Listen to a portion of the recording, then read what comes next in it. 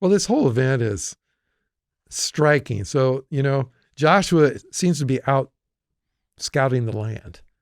And he, as he's walking along scouting the land, he comes across a man with his, or a being with his sword drawn. It's like signaling, hey, I'm ready to fight. It's like you're coming across a fighter and their dukes are up. They're ready to fight. And so Joshua naturally asks, are you friend? Are you on my side, or are you with me, or are you against me? You know? And the person replies, neither one. He replies, I'm the commander of the Lord's army. And I guess the question here is not whether God is on Israel's side, but whether Israel is on God's side. Because earlier, as Israel, either they did not obey well in the desert, God was in a sense against them in a disciplinary form.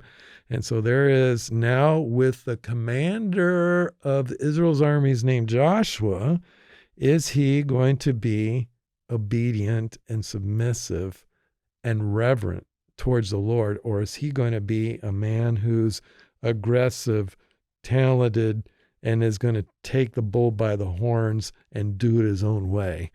And I think this is a really interesting moment for Joshua to show that he's surrendering and being submissive to God in this moment. And he falls on his face and worship. And now that in itself is pretty interesting, right?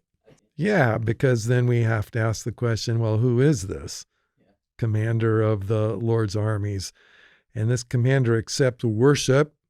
And then he tells Joshua to remove his sandals because the ground he is standing on is holy, which is echoing the same thing that was said to Moses when God spoke to him out of the burning bush. So you put those two things together, plus the title, the commander of the Lord's armies, and you get this very idea that Joshua is speaking to God, more specifically to a pre-incarnate Christ.